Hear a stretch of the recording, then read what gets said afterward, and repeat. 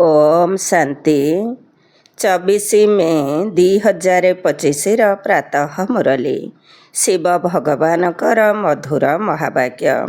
शिव बाबा कहते मिठे बच्चे अमृत बेलारे निजर अन्य समस्त संकल्प को बंद करी एकमात्र बाबा को बहुत स्नेहर सहित मने पकाओ।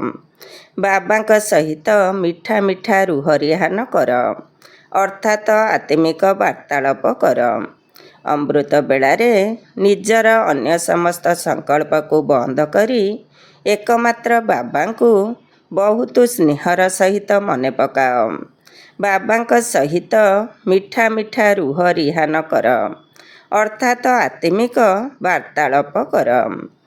प्रश्न, तुम मानकर प्रत्येक कथारे अर्थ रहिछि, अर्थ सहित शब्द किए कहिपारिब?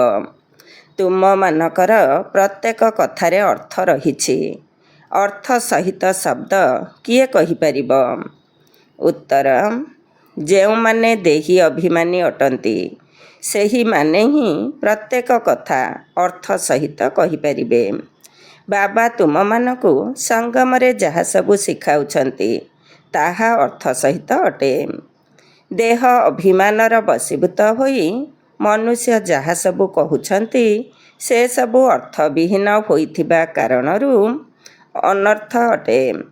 सेथिरु कौनसी फल मिलुनाही बा लाभ हेउनाही। गीत नयनहीन को राह देखाओ प्रभु। ओम शांति। एसबु हेला भक्ति मार्गर गीत। तुम मानक पई एसबुर कौनसी आवश्यकता नहीं, कौनसी कष्टकर कथा नहीं। भक्ति मार्गरे तो केते कष्ट करिबाकु पड़ुछि, केते नीति नियम रहिछि। ब्राह्मण खुआइबा, एपरि करिबा, तीर्थ आदि को जाई बहुत किछि करिबाकु होइथाए। बाबा तुम मानकु सबु कष्टरू मुक्त करि देउछंती। एथिरे किछि भी कष्ट करिबार नहीं। मुखरे शिव शिव मध्य कहिबार आवश्यकता नहीं। एपरि कौनसी कायदा नहीं एवं ता द्वारा कौनसी फल मध्य मिलिब नहीं। बाबा कहउछंती केवल अंतरर अनुभव करिबाकु हेबो जे मु आत्मा। बाबा कहउछंती मोते मने पकाओ। तेणु अंतर्मुखी होई बाबा को ही मने पकाओ। तेबे बाबा प्रतिज्ञा करुछंती तुमर पाप भस्म होइजिब। एहा जोग अग्नि अटे जेउथिरे तुमर विकर्म विनाश हेब एवं तुमे घर को चलीजिब। एबे सृष्टिर इतिहासर पुनरावृत्ति हेउछि। एसबु हेला निज निज सहित कथबार्ता करिबार उपाय। निज सहित आत्मिक वार्तालाप करिचाल। बाबा कहउछंती मु कल्प कल्प तुमको यही उपाय बताउछि। तुमे माने एकथा मध्य जानिछ, धीरे धीरे यही सृष्टि रूपी वृक्ष वृद्धि होई चलिब। मायार तोफान मध्य वर्तमान समय रे ही आसुछि। जेतेबेले कि मु आसी तुम मानकु मायार बंधनरू मुक्त करुछि। सत्य जुगरे कौनसी बंधन रहिब नाही। यही पुरुषोत्तम जुगर यथार्थ अर्थ मध्य वर्तमान अर्थ सहित तुम मानक बुद्धिरे अछि। एठारे प्रत्येक कथार यथार्थ अर्थ रहिछि। देह अभिमानी मनुष्य माने जेउ कथबार्ता करिथांती ताहा सबु हेला अनर्थ। देही अभिमानी मनुष्य जेउ कथा कहिबे ताहा अर्थ सहित अटे, जहा द्वारा यथार्थ फल प्राप्ति होइथाए। एबे भक्ति मार्गरे केते कष्ट करिबाकु पड़ुछि। भाबुछंती तीर्थ यात्रा करिबा, एभଳି करिबा, सेभଳି करिबा, एसबु हेला भगवानक पाखरे पहुँचिबार रास्ता। किंतु पिलामाने एबे बुझी पारुछंती जे घरकू एहा द्वारा केही जणे भी जाई परिबे नाही। लक्ष्मी नारायण जिए कि प्रथम नंबर विश्वर मालिक थिले सेमानकु मध्य 84 जन्म नेबाकु पड़ुछि। तेबे अन्य माने किपरि मुकुली परिबे? जेबे कि सबु देहधारी माने जन्म मृत्यु चक्र रे आसुछंती तेबे आमे श्रीकृष्णक पाई किपरि कहि परिबा जे ସଦାସର୍ବଦା ବିଦ୍ୟମାନ ଅଛନ୍ତି। ହଁ, ଶ୍ରୀକୃଷ୍ଣଙ୍କର ସେହି ନାମ ରୂପ ରହିଲା ନାହିଁ, ବାକି ଆତ୍ମା ତ କୌଣସି ନା କୌଣସି ରୂପରେ ରହିଛି। ଏସବୁ କଥା ବାବା ଆସି ଏବେ ପିଲାମାନଙ୍କୁ ବୁଝାଉଛନ୍ତି। ଏହା ପାଠପଢ଼ା ଅଟେ। ତେଣୁ ବିଦ୍ୟାର୍ଥୀ ଜୀବନରେ ଏହି ପାଠପଢ଼ା ଉପରେ ଧ୍ୟାନ ଦେବାକୁ ପଡ଼ିବ। ପ୍ରତିଦିନ ନିଜର ଚାର୍ଟ ଲେଖିବାର ସମୟ ନିର୍ଦ୍ଧାରିତ କରିଦିଅ। ବ୍ୟବସାୟୀମାନଙ୍କର ବହୁତ ବନ୍ଧନ ରହିଥାଏ, କିନ୍ତୁ ଚାକିରି କରିଥିବା ବ୍ୟକ୍ତିଙ୍କର କୌଣସି ବନ୍ଧନ ନଥାଏ। ସେମାନେ ତ ନିଜର କାମ ଶେଷ କଲେ ଛୁଟି। ବ୍ୟାପାରୀମାନଙ୍କ ପାଖକୁ କେତେବେଳେ ବି ଗ୍ରାହକ ଆସିଗଲେ ତାଙ୍କୁ ଜିନିଷ ଦେବାକୁ ପଡ଼ିଥାଏ। ତେଣୁ ବୁଦ୍ଧି ଯୋଗ ବାହାରକୁ ଚାଲି ଯାଇଥାଏ। ସେଥିପାଇଁ ଚେଷ୍ଟା କରି ସମୟ ବାହାର କରିବା ଉଚିତ। ଅମୃତ ବେଳାରେ ସମୟ ବହୁତ ଭଲ। ସେ ସମୟରେ ବାହ୍ୟ ବିଚାରଧାରାକୁ ତାଲା ପକାଇ ଦେବା ଉଚିତ, ଯେପରି କୌଣସି ବାହ୍ୟ ବିଚାର ଆସିପାରିବ ନାହିଁ। କେବଳ ବାବାଙ୍କର ସ୍ମୃତି ଥାଉ। ବାବାଙ୍କ ମହିମାରେ ଲେଖିଦେବା ଉଚିତ, ବାବା ଜ୍ଞାନର ସାଗର, ପତିତ ପାବନ ଅଟନ୍ତି। ବାବା ଆମକୁ ବିଶ୍ୱର ମାଲିକ କରୁଛନ୍ତି। ତେଣୁ ତାଙ୍କ ଶ୍ରୀମତରେ ଚାଲିବାକୁ ପଡ଼ିବ। ସବୁଠାରୁ ଶ୍ରେଷ୍ଠ ମତ ମିଳୁଛି ମନ୍ମନା ଭବ। ଅନ୍ୟ କେହି ବି ଏହି ମତ ଦେଇପାରିବେ ନାହିଁ। ତୁମମାନଙ୍କୁ ତମଃ ପ୍ରଧାନରୁ ଶତପ୍ରଧାନ ହେବା ପାଇଁ କଳ୍ପ କଳ୍ପ ଏହି ମତ ମିଳିଛି। ବାବା ଗୋଟିଏ କଥା କେବଳ କହୁଛନ୍ତି, ମୋତେ ମନେ ପକାଅ। ଏହାକୁ ହିଁ କୁହାଯାଉଛି ବଶୀକରଣ ମନ୍ତ୍ର। ତେବେ ଏହାକୁ ଅର୍ଥ ସହିତ ମନେ ପକାଇବା ଦ୍ୱାରା ହିଁ ଖୁସି ମିଳିଥାଏ। ବାବା କହୁଛନ୍ତି ଅବ୍ୟଭିଚାରୀ ସ୍ମୃତି ରହିବା ଉଚିତ। ଯେପରି ଭକ୍ତି ମାର୍ଗରେ କେବଳ ଶିବଙ୍କର ପୂଜା ଅବ୍ୟଭିଚାରୀ ଭକ୍ତି ଅଟେ। ପରେ ପୁଣି ବ୍ୟଭିଚାରୀ ଭକ୍ତି ଆରମ୍ଭ ହେଲା। ଅନେକଙ୍କର ଭକ୍ତି କରିବାରେ ଲାଗି ପଡ଼ିଲେ। ପ୍ରଥମେ ଅଦ୍ୱୈତ ଭକ୍ତି ଥିଲା, କେବଳ ଜଣଙ୍କର ହିଁ ଭକ୍ତି କରୁଥିଲେ। ଏବେ ଜ୍ଞାନ ମଧ୍ୟ ସେହି ଜଣକଠାରୁ ଶୁଣିବାକୁ ହେବ। ତୁମେ ପିଲାମାନେ ଯାହାର ଭକ୍ତି କରୁଥିଲ, ସିଏ ନିଜେ ଏଠାକୁ ଆସି ତୁମକୁ ବୁଝାଉଛନ୍ତି, ମିଠା ମିଠା ସନ୍ତାନମାନେ, ଏବେ ମୁଁ ଆସିଛି।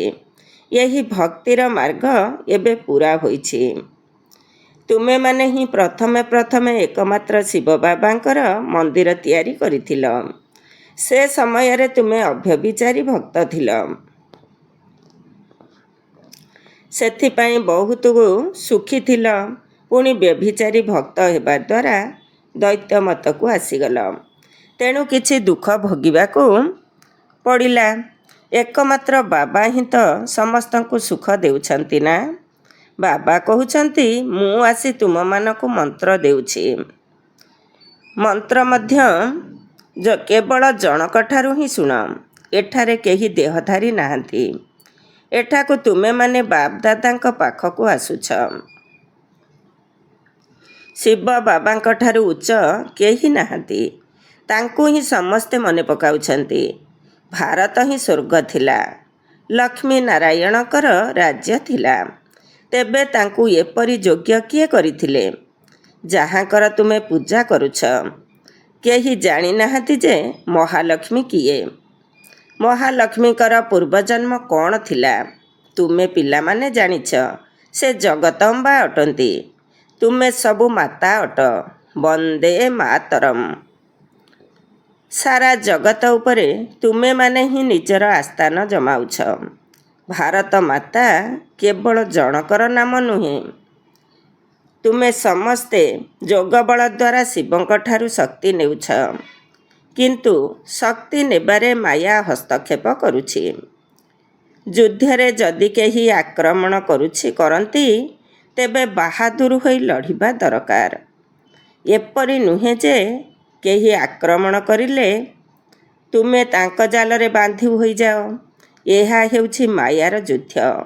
ବାକି କୌଣସି କୌରବ ଏବଂ ପାଣ୍ଡବଙ୍କର ଯୁଦ୍ଧ ହେଉନାହିଁ। ବର୍ତ୍ତମାନ ତ ପରସ୍ପର ମଧ୍ୟରେ ଯୁଦ୍ଧ ଚାଲିଛି। ମନୁଷ୍ୟମାନେ ଯେତେବେଳେ ଲଢ଼େଇ କରିଥାନ୍ତି, ଏକ ଗଜ 2 ଗଜ ଜମି ପାଇଁ ମଧ୍ୟ ଗଳା କାଟି ଦେଇଥାନ୍ତି। ଏବେ ବାବା ଆସି ବୁଝାଉଛନ୍ତି, ଏହିପରି ଡ୍ରାମା ତିଆରି ହୋଇଛି, ରାମ ରାଜ୍ୟ ଏବଂ ରାବଣ ରାଜ୍ୟ। ଏବେ ତୁମେମାନେ ଜାଣୁଛ ଯେ ଆମେ ରାମ ରାଜ୍ୟକୁ ଯିବୁ, ଯେଉଁଠାରେ ଅସରନ୍ତି ସୁଖ ରହିଛି। ତା'ର ନାମ ହିଁ ହେଉଛି ସୁଖଧାମ। ସେଠାରେ ଦୁଃଖର ଚିହ୍ନବର୍ଣ୍ଣ ରହିବ ନାହିଁ। ବାବା ବର୍ତ୍ତମାନ ଏପରି ରାଜତ୍ୱର ଅଧିକାରୀ କରିବା ପାଇଁ ଆସିଛନ୍ତି। ତେଣୁ ପିଲାମାନଙ୍କୁ କେତେ ପୁରୁଷାର୍ଥ କରିବାକୁ ହେବ। ମୁଁ ବାରମ୍ବାର କହୁଛି, ପିଲାମାନେ ଥକିଯାଅ ନାହିଁ। ଶିବ ବାବାଙ୍କୁ ସ୍ମରଣ କରିଚାଲ। ସେ ମଧ୍ୟ ବିନ୍ଦୁ, ଆମେ ଆତ୍ମାମାନେ ମଧ୍ୟ ବିନ୍ଦୁ।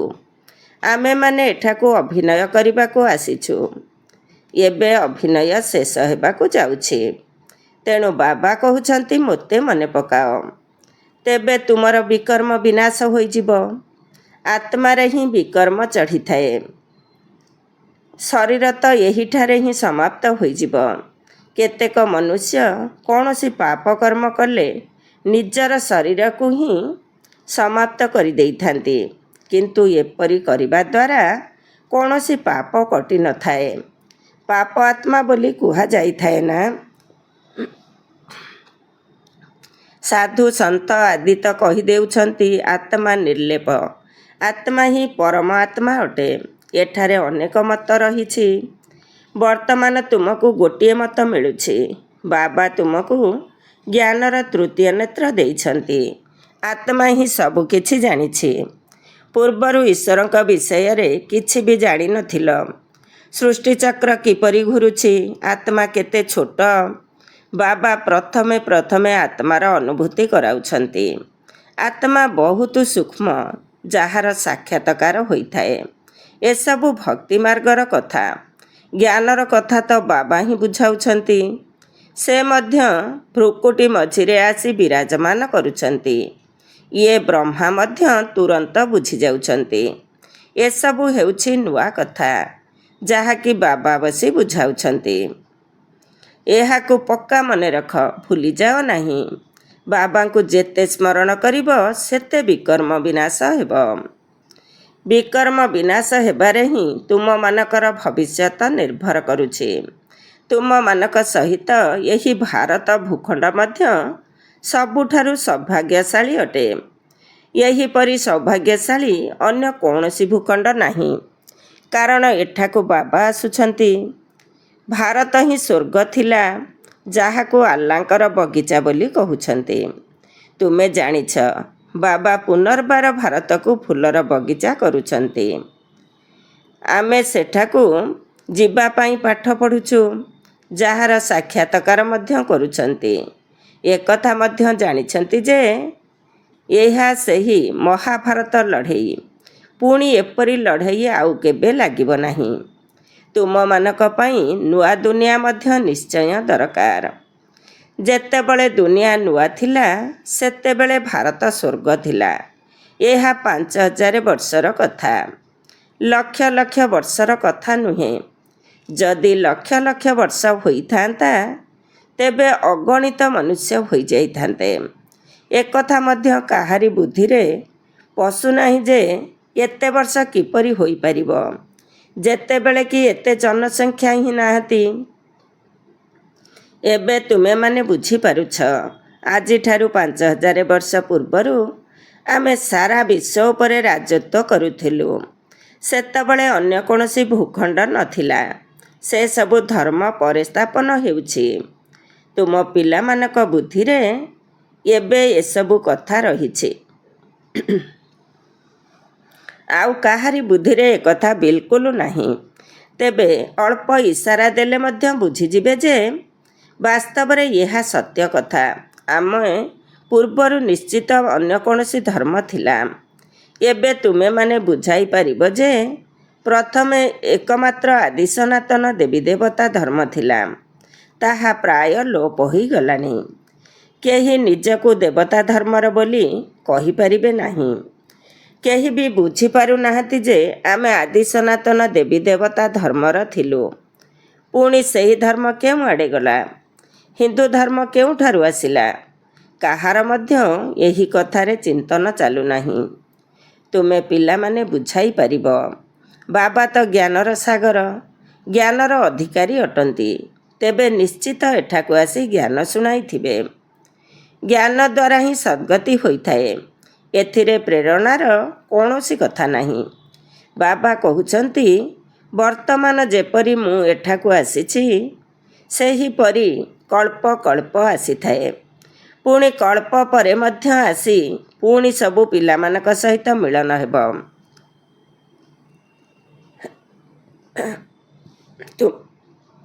ତୁମେ ମଧ୍ୟ ଏହିପରି ଚକ୍ର ଲଗାଉଛ, ରାଜ୍ୟ ନେଉଛ, ପୁଣି ହରାଉଛ।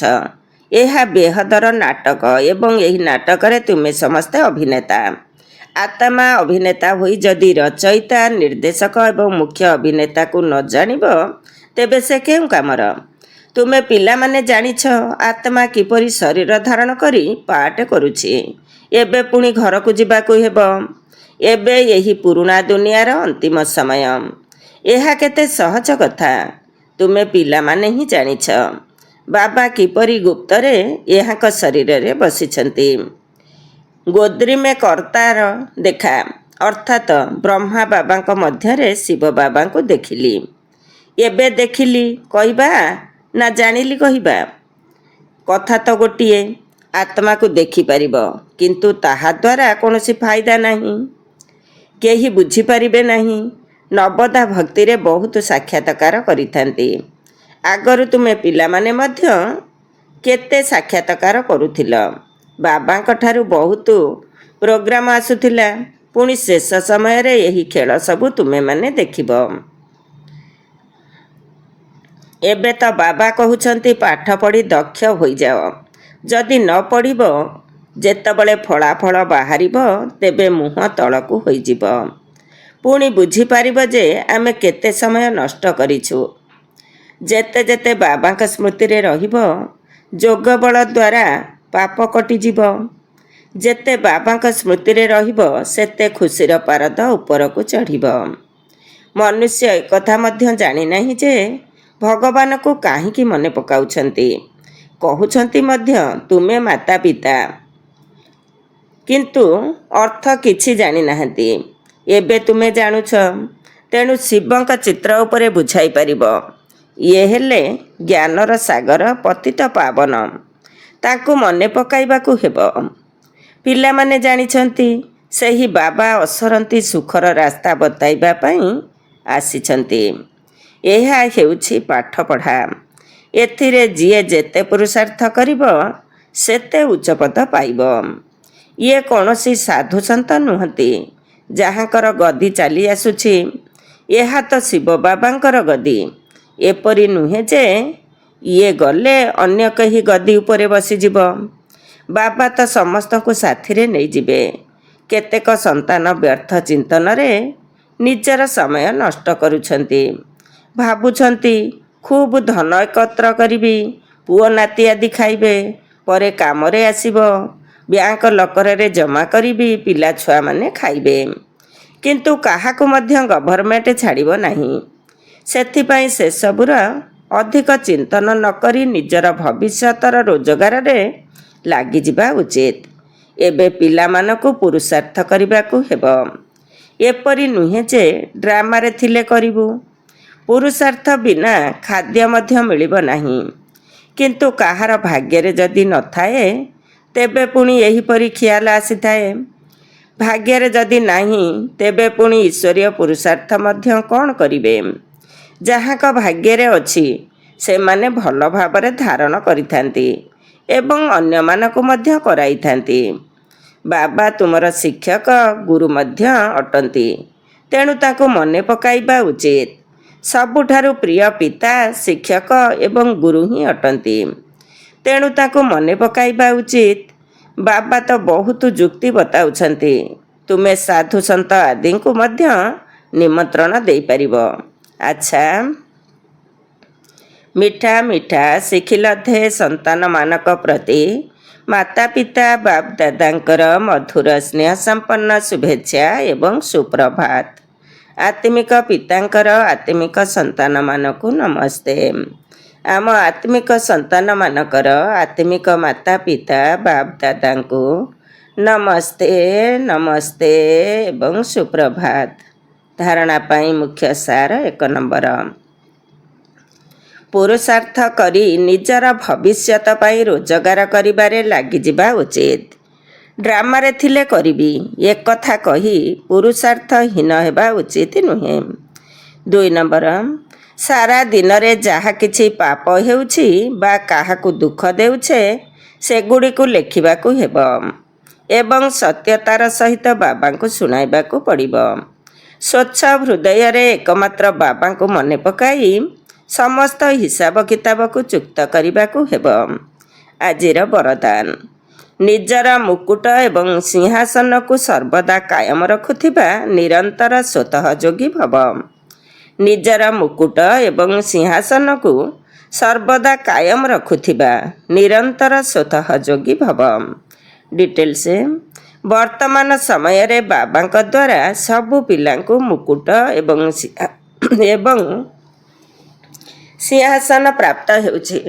ବର୍ତ୍ତମାନର ଏହି ମୁକୁଟ ଏବଂ ସିଂହାସନ ଅନେକ ଜନ୍ମ ପାଇଁ ମୁକୁଟ ଏବଂ ସିଂହାସନ ପ୍ରାପ୍ତ କରାଇଥାଏ। ଯଦି ଏହି ବିଶ୍ୱ କଲ୍ୟାଣର ଦାୟିତ୍ୱର ମୁକୁଟ ଏବଂ ବାପଦାଦାଙ୍କର ହୃଦୟ ସିଂହାସନ ସର୍ବଦା କାୟମ ରହିଥିବ ତେବେ ନିରନ୍ତର ସ୍ୱତଃ ଯୋଗୀ ହୋଇଯିବ। ସେମାନଙ୍କୁ କୌଣସି ପ୍ରକାରର ମେହନତ କରିବାକୁ ପଡ଼ିନଥାଏ, କାହିଁକି ନା ଗୋଟିଏ ହେଲା ସମ୍ବନ୍ଧ ଅତି ନିକଟତମ ଅଟେ, ଦ୍ୱିତୀୟରେ ପ୍ରାପ୍ତି ଅସରନ୍ତି ଅଟେ। ତେଣୁ ଯେଉଁଠି ପ୍ରାପ୍ତି ହୋଇଥାଏ ସେଠାରେ ସ୍ମୃତି ମଧ୍ୟ ସ୍ୱତଃ ହିଁ ରହିଥାଏ। ଆଜିର ସ୍ଲୋଗାନ, ଯଦି ପ୍ଲେନ ବୁଦ୍ଧି ଅର୍ଥାତ୍ ସ୍ୱଚ୍ଛ ବୁଦ୍ଧି ଦ୍ୱାରା ପ୍ଲାନ ଅର୍ଥାତ୍ ସେବାର ଯୋଜନା ଗୁଡ଼ିକୁ କାର୍ଯ୍ୟକାରୀ କରିବ ତେବେ ସେଥିରେ ସଫଳତା ଅନ୍ତର୍ନିହିତ ଅଟେ। ଯଦି ପ୍ଲେନ ବୁଦ୍ଧି ଅର୍ଥାତ୍ ସ୍ୱଚ୍ଛ ବୁଦ୍ଧି ଦ୍ୱାରା ପ୍ଲାନ ଅର୍ଥାତ୍ ସେବାର ଯୋଜନା ଗୁଡ଼ିକୁ କାର୍ଯ୍ୟକାରୀ କରିବ ତେବେ ସେଥିରେ ସଫଳତା ଅନ୍ତର୍ନିହିତ ଅଟେ। ଓମ୍ ଶାନ୍ତି। ଆଜିର ଅବ୍ୟକ୍ତ ଇସାରା, ଆତ୍ମିକ ରାଜକୀୟତା ସହିତ ପବିତ୍ରତାର ବ୍ୟକ୍ତିତ୍ୱକୁ ଧାରଣ କର। ଦୁଃଖ ଅଶାନ୍ତିର ଉତ୍ପତ୍ତି ଅପବିତ୍ରତାରୁ ହୋଇଥାଏ। ଯେଉଁଠି ଅପବିତ୍ରତା ନାହିଁ ସେଠାରେ ଦୁଃଖ ଅଶାନ୍ତି କେଉଁଠୁ ଆସିବ? ତୁମେ ସମସ୍ତେ ପତିତ ପାବନ ପିତାଙ୍କର ସନ୍ତାନ, ମାଷ୍ଟର ପତିତ ପାବନ ଅଟ।